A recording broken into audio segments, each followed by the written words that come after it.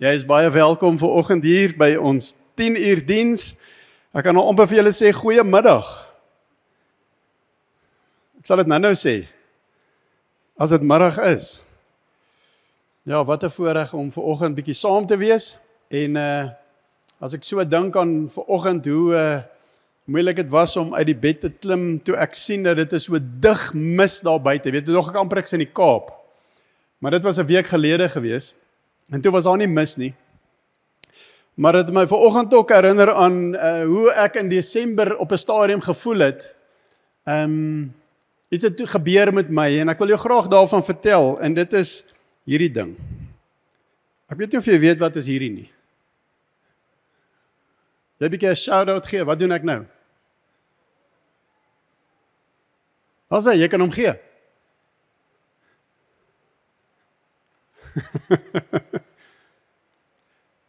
Ek vertel jou gou die storie. So in Desember kom ek op 'n plek waar as ek net kyk vir my tasse is my rug seer wat ek in die kar moes laai. En maar kort deur die dag kry ek 'n reminder van my rug af as ek net praat van oefening. Ek het besef ek het oefeninge nodig. Ek het besef ek het nodig om bietjie fiks te word want my probleem deesdae is dat ek verloor nie my fiksheid nie, ek misplaas dit heeltemal. En weet en dan is dit bietjie van 'n effort. En ek besef in Desember, ek het nodig om by 'n plek of by iemand uit te kom wat weet wat hulle doen, want ek het regtig hulp nodig, want die paar push-ups en 'n bietjie drawery en stappery en om saam met Adele te probeer doen werk nie. Nee, kyk, sy hardloop my weg en sy maak my seer. En ek besluit toe ek gaan iemand kry en ek gaan toe en ek bel 'n biokineticus wat ek ken. En Michael is beskikbaar en ek sê luister hier, ek het 'n plan nodig, ek het 'n paar rand van my bonus wat ek graag vir jou wil gee. Dit was eintlik myne, maar ek gaan dit invest in myself. En ek kom toe daar by hom en hy sê toe vir my, "Right, kom ons begin." Hoppies. En hy maak so en hy's, "Okay, begin." En ek begin toe en val toe eers en weet julle wat, as ek geweet het dat ek gaan by hom oefen en hy gaan vir my sê, "Hoor hierso hoppies," dan gaan ek vir hom sê, "Nee, wag, dis nie wat ek nodig het nie. Ek het ander pyne." En ek weet nie of jy ook soms so voel nie, weet, maar daar's goed wat ons nodig het, maar weet, as daar aanbeveling kom, as ek so, ek weet nie of dit vir my is nie, en dis hoe ek in daai oomblik sou gevoel het, as ek geweet het, dit gaan oor, ons begin by hoppies. En weet jy nou, as ek opdaag daar, dan, hy's nog eers daar nie, dan staan ek al en as ek by die huis is in die oggend en ek staan op, wat is die eerste ding wat ek doen? Okay, jy het hom, hoppies. En weet jy, dit het nou deel geraak van my lewe, weekliks, want ek het gesien dat dit bring 'n verandering in my lewe. Ek voel ek is op die regte pad. So gepraat van 'n pad, ons is besig om te gesels oor disciple shift. En in hierdie reeks praat ons oor iets waarna toe die Here ons nooi. Hy nooi ons op 'n pad en ons sien, hy praat met die disippels wanneer hy praat in Matteus 28, sê hy, "Gaan dan heen, maak disippels van alle nasies en doop hulle in die naam van die Vader en die Seun en die Heilige Gees en leer hulle om alles te onderhou wat ek vir julle geleer het." En dan sê hy, "En sien, ek is met julle al die dae tot aan die volëinding van die wêreld." En wanneer ons na hierdie skrifgedeelte kyk, dan is daar 'n paar goed wat ons hier kan uithaal vir onsself. En ons is besig om 'n gesprek te hê rondom disippelskap onder 3 verskillende hoofde, en dit is, wees saam met Jesus, volg Jesus. Jy sien, man, is wanneer ek en jy Jesus volg, dis daaruit wat alles in my lewe vloei. En ons het gesê, word soos Jesus, en dis die gesprek wat ek vandag saam met jou wil hê, en volgende week sal ons gesels oor doen soos Jesus gedoen het. En ons is op hierdie stadium besig om in hierdie gesprek bietjie te kuier en verlede week in die tweede boodskap, nadat ons reeds gesels het oor volg Jesus, het ons net 'n bietjie gestop, want daar's iets wat gebeur wanneer iemand Jesus volg. Wanneer iemand tot bekering kom, sien ons in die Bybel dat daar is bekering en daar is doop, en hierdie twee gaan saam met mekaar. Want doop is die teken wat ons gebruik, wat sê dat ek kies Jesus, ek volg Jesus, ek het 'n besluit gemaak, ek lê my ou lewe neer en ek staan op in die nuwe lewe wat hy vir my het. Dit is wat die doopwater voorstel vir ons. En daar is 'n geleentheid vir my en vir jou as ons nog nie gedoop is nie, om gedoop te word volgende week die 3 Mei. En ons wil jou soontoe nooi. Ons wil jou geleentheid gee. Want nie almal van ons wat ons harte vir die Here gegee het, is dalk al gedoop nie. In my eie lewe het ek op 15 tot bekering gekom, my hart vir Jesus gegee, en eers toe ek op universiteit klaar amper as 'n student was, ek dink dit was 6-7 jaar later, is ek gedoop by 'n geleentheid wat ek gehad het. En so 'n geleentheid wil ons vir jou bied volgende week. So daar's 'n gesprek wat jy kan bywoon na die diens, hier by ons area aan my regterkant voor, om die inligting te kry en om in te skrywe. Ons wil graag hê jy moet inskryf, ons wil graag jou inligting, ons wil graag voorberei vir jou. En as jy iemand wil saambring volgende week wat nie voorbereid is nie, wat nie ingeskryf het nie, bring hulle saam. Ons gaan in die eerste en in die tweede diens volgende week 'n massa doop hê. Moenie uitmis nie. Ons glo dat die Here is besig om iets baie spesifiek en spesiaal te doen binne in ons kampus en ook in jou lewe. En dat die doop so 'n belangrike ding is. Vandag wil ek met jou gesels oor word soos Jesus. As ek sê die woord word soos Jesus, mag jy dalk die gedagte hê, beteken dit dat ek kan myself verander? Maar die vraag wat ek jou wil vra is, kan jy jouself verander? Of probeer jy dalk jouself verander? Jy sien in Matteus 4 vers 17, nooi Jesus mense, dis eintlik Matteus 4 vers 19, nooi Jesus disippels mense wat hy raak sien, wat hy disippels wil maak, en hy sê, kom agter my aan, en ek sal julle vissers van mense maak. Nou hierdie vers het 2 gedeeltes in. Die eerste een is die uitnodiging om te volg, maar die tweede deel van hierdie vers is eintlik Jesus se belofte van, ek gaan iets doen met julle as julle my volg, en dit is, ek gaan julle vissers maak. Ek gaan iets doen met julle. Hy doen die werk. Jy sien, wanneer ek en jy saam met Jesus stap, dan is dit eintlik ek en jy wat vir hom die toestemming kom gee, ek is gereed om verander te word. Dis wat gebeur. Want ek besef, ek kan nie myself verander nie. Ek het Jesus nodig. En daarom het 'n ou soos David Wagner het hy gesê, without God I can't. Without me God won't. In 'n volgende vers, 'n bietjie verder af in Matteus, sê Jesus in Matteus 16 die volgende. Hy sê, as iemand agter my aan wil kom, jy sien, dis een ding om Jesus te volg, om Jesus te wil volg, maar dan kom hy met hierdie, moet homself verloon en sy kruis opneem en my volg. En ek weet nie van jou nie, toe ek jonk was en ek het hierdie woorde gehoor, en ek die kruis gesien wat Jesus gedra het, en dat ek gesien, maar ek moet 'n stuk hout vat, soos 'n kruis, en ek moet hom, en dit het nie altyd vir my sin gemaak, en toe later het ek mense langs die paaie gesien, en op foto's, en deesdae op Facebook sien jy ou wat die kruis mee stap reg deur die land, en ek dink, miskien is dit wat ek moet doen, maar wat Jesus hier bedoel is nie dit nie, as hy vir jou sê om dit te doen, is dit 'n ander ding, maar wat hy bedoel is dat ek en jy moet op 'n plek kom, as ons hom volg, om eintlik ons lewe vir hom te gee. Dat ek sal sterwe aan my wil, dat ek sal sterwe aan my drome, dat ek sal sterwe aan die goed wat vir my belangrik is, en ek sal dit kies wat vir hom belangrik is, wat sy wil is en wat sy drome is vir my lewe. Dietrich Bonhoeffer het 'n boek geskryf, The Cost of Discipleship. En ek dink dat wanneer ons gesels oor om Jesus te volg en om Jesus toe te laat om in my lewe te kom werk, dan is dit tog belangrik dat daar is iets wat Jesus vir ons kom sê as ek hom volg. Dis nie net dat ek kom en hy gaan aan nie, dis dat ek betaal eintlik 'n prys. Om nee te sê vir 'n klomp goed in die lewe beteken eintlik dat ek en jy kom en ons sit neer wat ons dink vir ons goed is. En daarom hierdie aanhaling van Bonhoeffer is my so amazing in sy boek waar hy sê, when Christ calls a man, he bids him come and die. Come and die.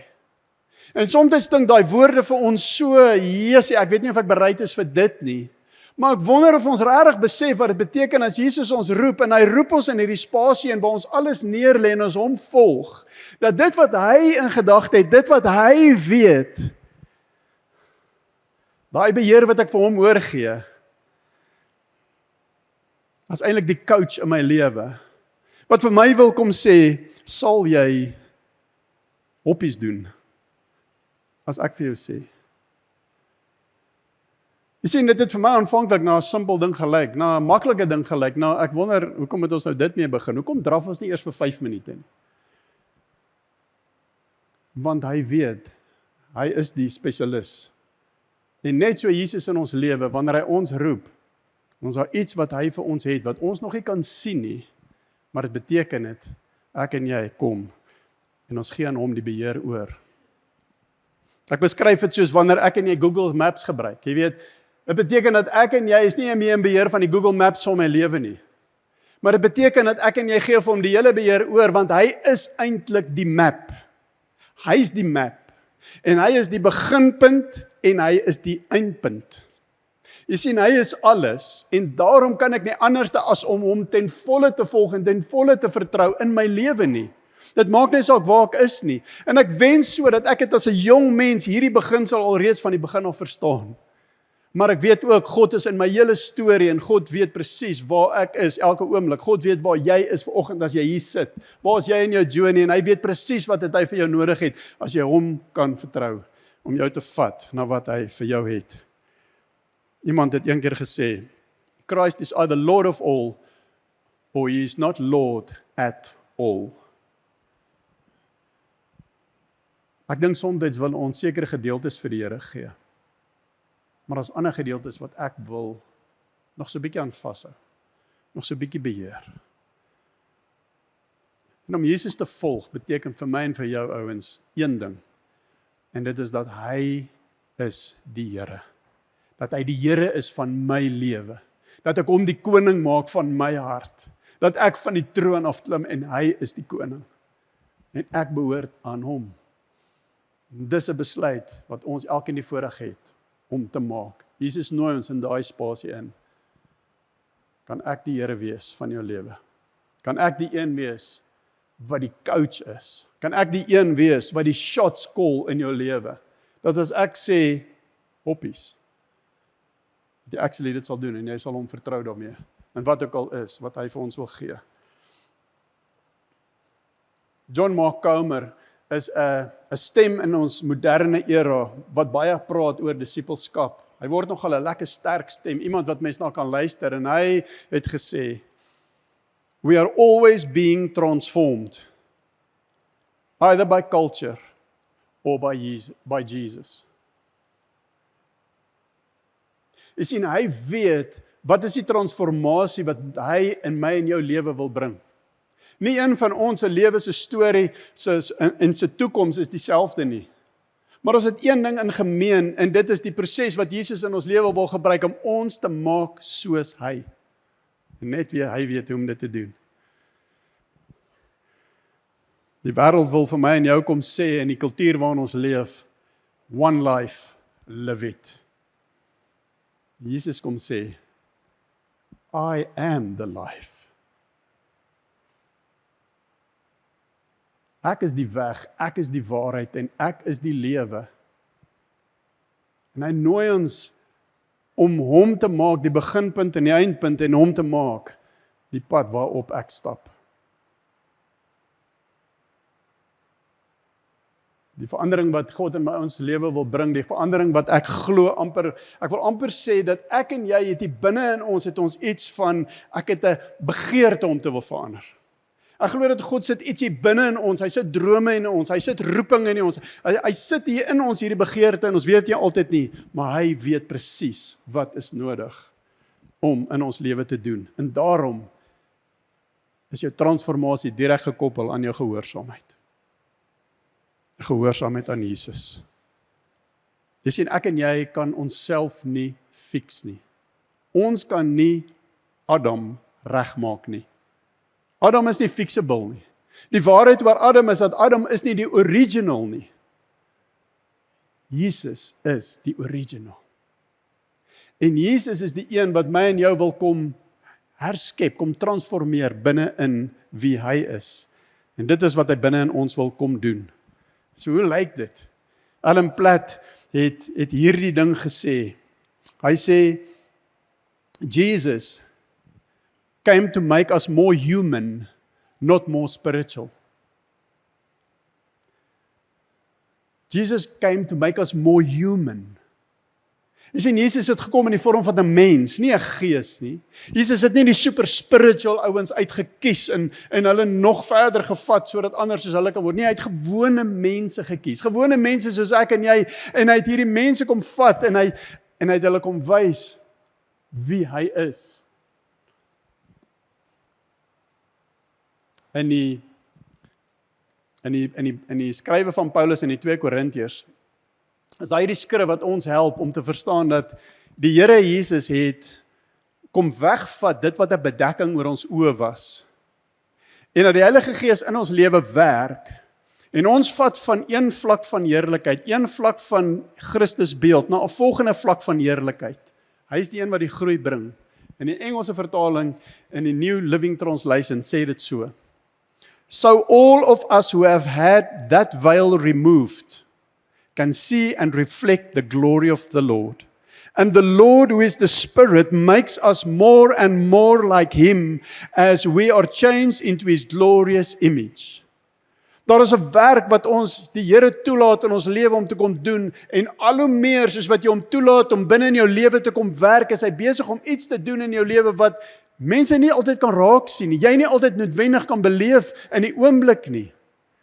Maar God kom. Sien, die kruis het ons blindheid kom wegvat. Die kruis het ons op 'n plek gebring waar ek en jy kan Jesus beleef en ons kon sien en ons kan reageer teenoor hom. Ons kon die Here van ons lewe maak en ons kan die ja sê en ons kan begin om saam met hom te stap en om te hoor en sy hartklop te sien en te verstaan wat leef in hom, wat wil hy hê. En om te sien hoe hy binne in my werk en te begin om op daai plek te kom waar ek toelaat dat hy die een is wat kan sê, dis wat ek wil hê jy moet doen. Jy sien, hy is besig in my en jou lewe om ons te vorm in 'n sekere tipe mens. Hy's besig om ons te vorm in 'n persoon van liefde. Becoming love is sy doelwit vir my en jou. Maar jy mag dalk sê, Marius, ek het besluit om Jesus te volg. Ek is gedoop, of ek gaan gedoop word volgende week, en ek wil net verstaan, so wat moet ek nou doen? Wat moet ek verder doen? Wat wil julle hê moet ek doen? Waarmee kan ek besig wees? Weet, ek beleef baie keer mense kom kerk toe, want daar's 'n behoefte in hulle hart, hulle beleef dat hulle iets nodig, hulle beleef God trek hulle, en hulle kom by die kerk, en dan sê, jy weet, waar is die goed, wat kan ek doen? En ek wil vanoggend vir jou net vinnig 3 beginsels gee van wat jy kan doen. Wat is die posture wat jy kan inneem om God toe te laat om in jou lewe daai werk van transformasie te kom doen? Daar's 3 goed wat ek vir jou wil noem, en dan wil ek vinnig vir jou praat oor 4 goed wat God gebruik in jou lewe om jou te verander. Maar eerstens gaan dit oor jou. Wat is die plek wat ek en jy inneem? Hoe posisioneer ons onsself? En die eerste ding is dat ek weet dat dit vat tyd. Dat ek en jy plaas nie 'n verwagting daarop dat dit met hierdie maand, of dit moet deur hierdie kursus, of dit in hierdie kerk hierdie jaar gebeur. Ons het nodig om nou iets te doen daaraan. My man moet nou verander. Ek moet nou verander. Ek moet nou. En hierdie kerk doen dit nie gou genoeg vir my nie, so ek moet op 'n plek kom waar ek 'n plek kry wat ek kan voel, daar werk die Here. Ek en jy moet op 'n plek wees waar ons besef, verandering vat tyd. Daar's 'n prentjie wat die Here vir ons gee deur die metamorfose van 'n wurm na 'n skoenlapper toe. Dit help ons so om iets te verstaan van verandering. Dat die wurm word 'n skoenlapper. Maar daar's 'n fase tussen daai twee wat die papie fase is. Pupa in Engels. En daai fase is so 'n belangrike fase. Dis soos 'n weggesteekte fase. Dis soos jy kan nie sien wat gebeur nie. En dis wat die Here binne in ons besig is mee om te doen. Wanneer ek en jy onsself vir hom gee, dan kom hy en hy kom werk in ons lewe deur verskillende goed. En hy's besig om binne in jou skoenlapper te vorm. En jy kan dit nie aanvanklik sien nie. En dit gaan nie oor die skoenlapper nie, dit gaan meer oor die proses. Tot daar, en as jy die natuur goed ken, dan weet jy dat die papie fase is die langste fase. Dit is die langste fase. En soms voel ons vir ons, Here, dit vat nou lank. Wel, in my eie lewe, ek was op 15, het ek my hart vir Here gegee, ek so in my 20's gedoop, en nou is ek al diep. Is dit nou 40's, 50's? En as ek terugkyk, dan besef ek, die Here hou nooit op nie, hy is altyd besig, en ek dank hom vir elke fase, ek dank hom vir elke tyd. Hy is besig, hy hou nooit op nie, en hy is besig in my en jou lewe om iets amazings te doen.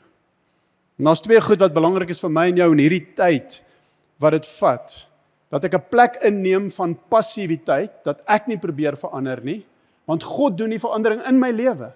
Jy sien, hy is besig om te werk. Hy maak gesond. Hy groei. Hy laat my ontdek. Hy weet presies wat ek wanneer nodig het. Het gebeur nie alles in een nie. Daarom moet jy grace hê met jouself. Daarom moet jy grace hê met ander mense. Daarom moet ons almal op 'n plek wees waar ons mekaar kan aanmoedig. Want soms is van die situasies wat ons deurgaan nie maklik of nie so kort nie. Maar dan is daar ook 'n aktiewe betrokkenheid van my en jou. Want dis nie net tyd wat dit vat nie, maar dis intentionaliteit, dis die volgende punt. Dat daar's 'n intentionaliteit by my en jou as dit kom by, ek gee myself vir die Here, dis daar 'n passiewe betrokkenheid, maar daar's 'n intentionele aktiwiteit van my kant af ook, om op te daag, om betrokke te wees, om myself te gee, myself te posisioneer, en toe te laat dat die Here kom. Intentionaliteit beteken dat ek kyk vir die doel. Ek is besig om die Here die beste van my te gee. Jy sien, maar die Here kies om niks te doen sonder my en jou nie. Party mense wil die verandering hê, maar is nie bereid om iets te doen nie. Ek en jy moet intentioneel onsself gee in die proses vir die Here. Ek sê dat die Here werk met ons gewillige betrokkenheid en gewillige gehoorsaamheid in ons lewe. En die derde ding wat ek en jy, die plek wat ons inneem om onsself vir die Here te gee, waar hy kom en kom verander in ons lewe, is die plek van gebed.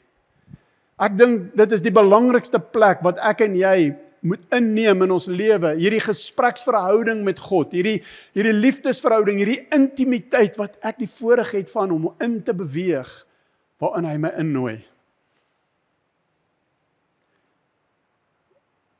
Nog 'n bekende jong man wat vandag iets sê oor disippelskap, sy naam is Tyler Staton, en hy sê dat gebed is die engine van die transformasie wat God mee besig is in ons lewe.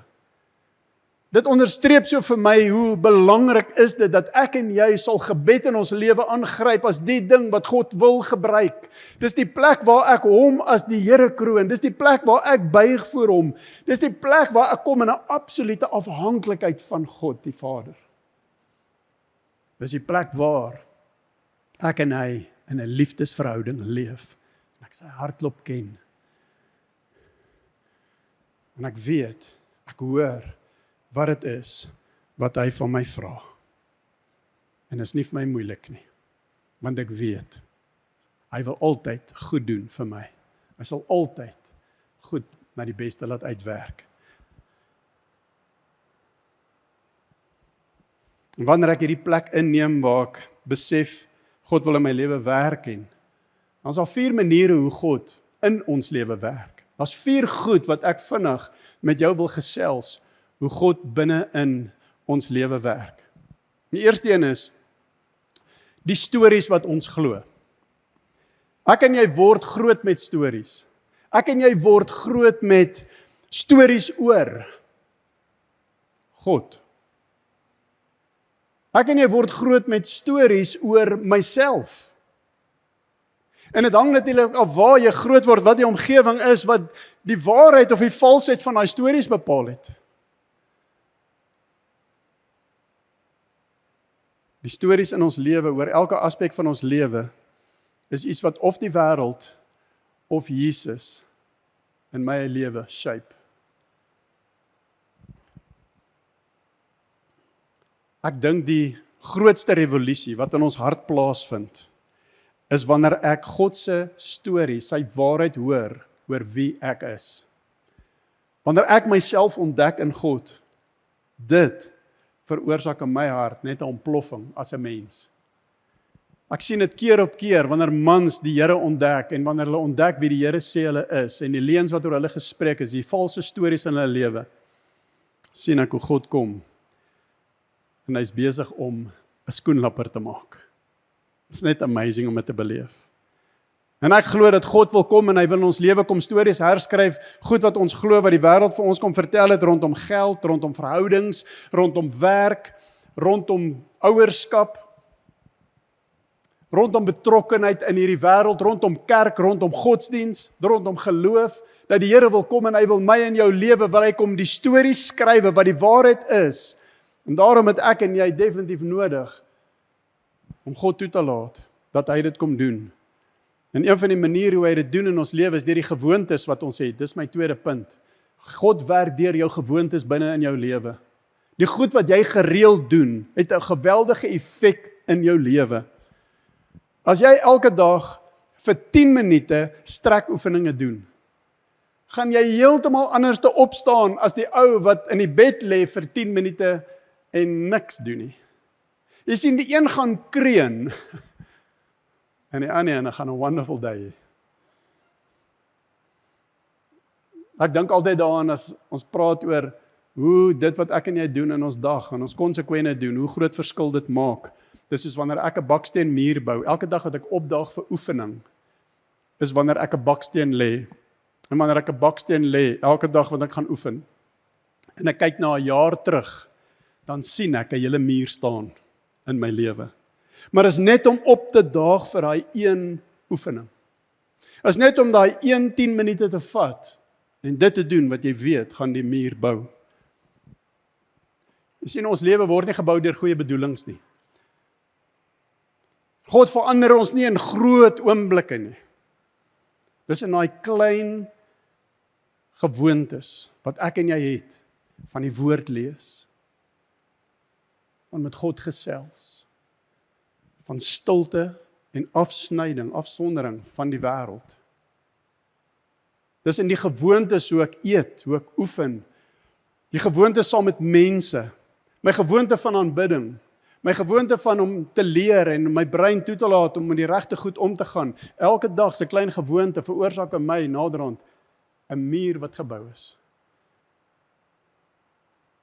Dit is die klein gewoontes in jou lewe wat gaan bepaal hoe jou lewe lyk. Die derde ding wat God in ons lewe gebruik om ons te vorm is mense. Die mense wat jy mee lewe deel, maak 'n verskil in jou lewe. Dis die mense wat jy mee saam lewe doen.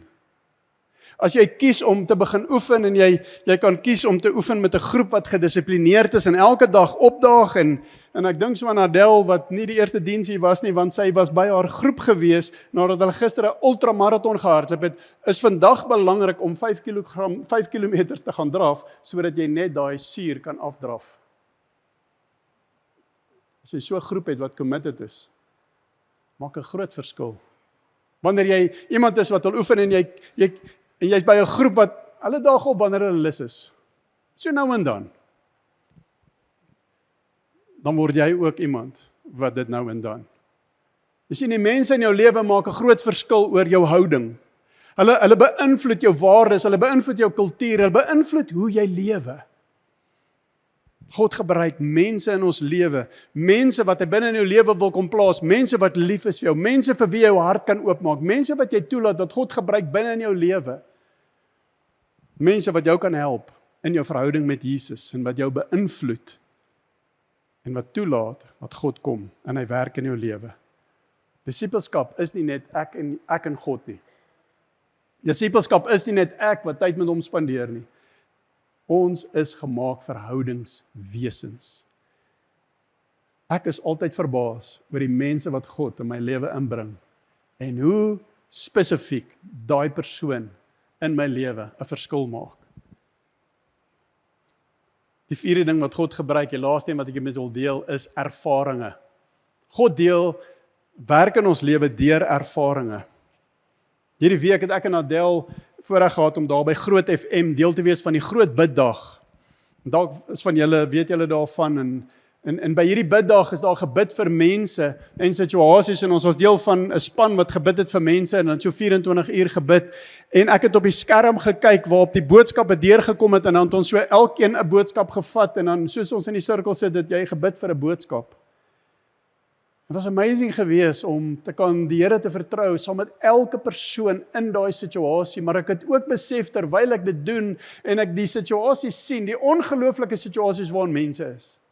Ek bedoel dit net weer vir my kom bevestig wat ek reeds weet, maar dit net kom highlight. Wow.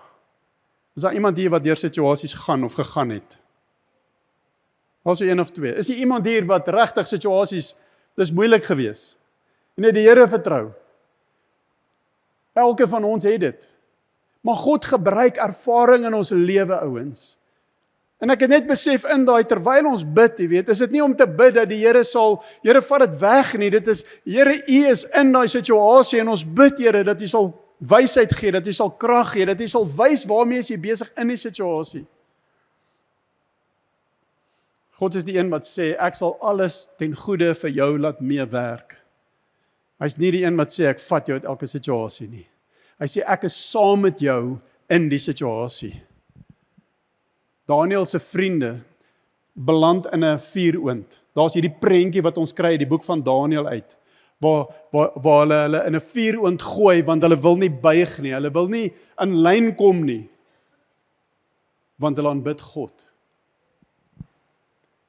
En toe hulle so kyk in daai vuuroond, toe is daar naderhand nie die 3 ouens nie, maar daar's 4. God is in die middel van die oond daar.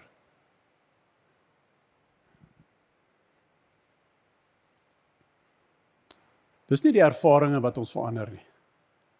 Dis God wat binne in die ervaring kom en hy werk saam met my in daai ervarings en soos wat ek deur daai ervaring in geloof en in saam met God deur dit gaan, is ek besig om dit te prosesseer en toe te laat dat die Here binne in my lewe werk. Maar ek wil graag afsluit met 'n storie. 'n Storie van my skoonsister. 'n Man se naam is Gert gewees. Geboor daar in Namakwaland. Goeie boer, amazing boer, 'n leier in die omgewing. Boer met wingerd, skaap, rooibos tee. Jarige boer. 20 jaar plus, as ek vinnig datums onthou, wanneer hulle op die plaas gekom het, so bietjie ouer as ek. En in COVID het ons daai oproep gekry, bid vir Gert. Hy's in ICU. Hy het COVID. En toe die volgende oproep, Gert is weg. En hier sit my skoonsister, die boer se vrou, met 'n plaas, met hierdie 3 gespesialiseerde areas. En al die uitdagings wat dit bring. Daar was so 'n bietjie skuld op die plaas ook, miskien nie bietjie nie baie, besluite wat geneem was in die jare voor en so aan, en daar's baie rede gewees in daai oomblik, vir haar om die mense te glo, want die mense het gesê, sy sal dit nie maak nie, sy sal moet die plaas verkoop. En sy het besluit, Here, ek vertrou U. Ek glo ek moet U bly. Ek glo ek moet U bly vir my 2 kinders. Ek glo ek moet U bly vir die mense wat ek bedien op hierdie plaas, hulle wat vir my werk. Daar's 'n liefde wat ek het vir hulle. En sy het besluit om die Here toe te laat om haar storie te kom herskryf. Om die waarheid en die roeping wat op haar lewe is, om dit uit te leef. Jy sien wat die mense nie geweet het nie, is dat die Here het geweet.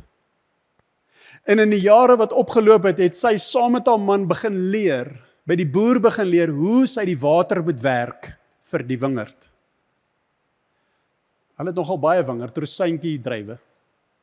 En as klomp keer in die dag het jy seker goed met die water moet doen, en hoeveel water, en wanneer moet ons water, en wanneer is die grond nat genoeg, en so aan.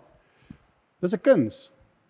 Maar sy het by hom geleer om die wingerd se water te werk en naderhand hoe om die wingerd te werk, hoe snoei jy en hoe pas jy druiwe op, sodat jy mooi oes sal hê. En sy het by hom geleer om die skaap te werk, 'n boer met so net onder 1000 ooe. Hulle sê jy tel jou skape in ooe, en hoe jy die ooe voorberei sodat hulle kan lam, met Gert wat 'n spesialis was eintlik met die skaapkant, teen 1.75 lammers per ooi elke jaar. Ongelooflik.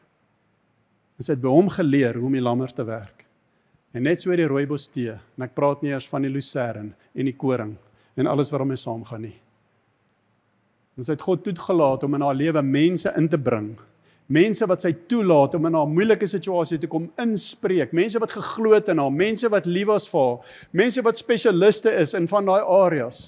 Mense wat sy haar lewe voor kan oopmaak, haar plaas voor kan oopmaak, want as jy 'n boer ken, 'n boer is die baas op sy plaas. En sy het nie net mense toegelaat nie, sy het besluit om haar lewe te verander. Om vanaf die vrou van die boer te gaan na 'n boer, 'n vrou wat 'n boer is. Sy moes opstaan. Sy moes die mense bestuur. Sy moes die boer wees. En sy het nie toegelaat dat hierdie ervaring haar terugsit nie. Maar dit het 'n getuienis geword van iemand wat sê, Here, hier is ek. Dis iemand wat reeds 'n pad gestap het van disippelskap, om toegerus te wees, en toe te laat dat die Here haar verder vat op hierdie reis, en nie net daar te los nie. En in 2024, bo almal se verwagting, was sy die Rosyntjie boer vrou van die jaar in Suid-Afrika. Ek is so trots op haar. Maar is net iemand wat saam met Jesus gestap het. Vandag stap sy saam met haar seun om hom te leer hoe om dit te doen.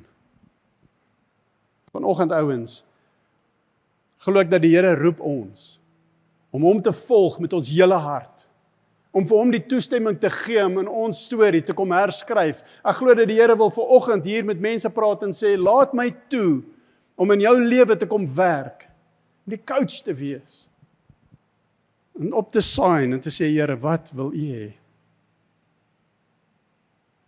Want U weet, U ken die plan. U weet wat is die plan met my lewe. Miskien wil jy net daar sit en jou oë net toemaak.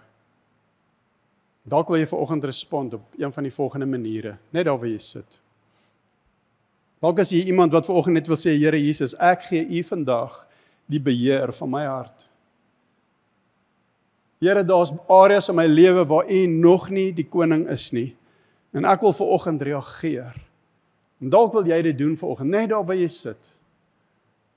Dalk wil jy net vir my wys as jy dalk iemand is wat net dit sê vanoggend. Ek gaan nie jou laat staan of niks nie. Ek wil net sien of daar iemand is wat sê, Here, ek gee in 'n sekere area van my lewe, dankie. Wat net sê, Here, ek maak U koning, dankie, dankie, dankie. Ek sien dit, dankie, dankie. Dankie, Here, dat U kom werk hier vanoggend. Dankie, Here, dat ons vanoggend die geleentheid het om vir U te kom sê, You are Lord of my life. In elke area. Dalk wil jy vanoggend net vir die Here kom sê, Here, kom vervang my valse stories. Here, daar's areas in my lewe wat die wêreld my laat glo het. Dalk kom vra jy vir die Here vandag, Here, kom verander my storie. Dalk wil jy reageer. Dalk is daar iemand wat vandag net wil sê, Here, ek besef, ek het mense nodig in my lewe. Here, ek het mense nodig. Dalk wil jy vir die Here sê, Here, wys my watter mense moet ek neersit. Dalk is al mense wat nie goed is vir my journey nie, Here. Lei my Jesus. Dalk wil jy vanoggend vir die Here sê, dankie. Dankie vir die situasie waarin ek is. Dankie dat ek U kan vertrou in my situasie. Dalk wil jy vanoggend net vir my wys met jou hand, ek wil die Here vertrou en dankie sê vir my situasie. Dalk is daar iemand, dankie, dankie, dankie. Yes, yes, dankie Here, dankie. Dankie Vader. Dankie Here dat ons vandag kan glo U is in die middel van elkeen van hierdie situasies. En U werk. U is besig met my, met ons, met elke persoon hier wat 'n hand in die lug sit. Dankie Jesus dat ons vandag U kan vertrou en dat U werk in ons doen en U daarvoor die eer sal kry. Staan saam met my asseblief.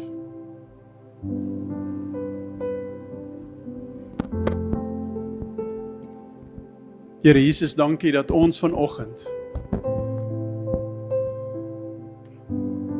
U net kan kroon as Here en Meester. Dankie Jesus vir wat U in ons harte wil doen. Dankie dat ons kan weet dis goed. Dankie Here.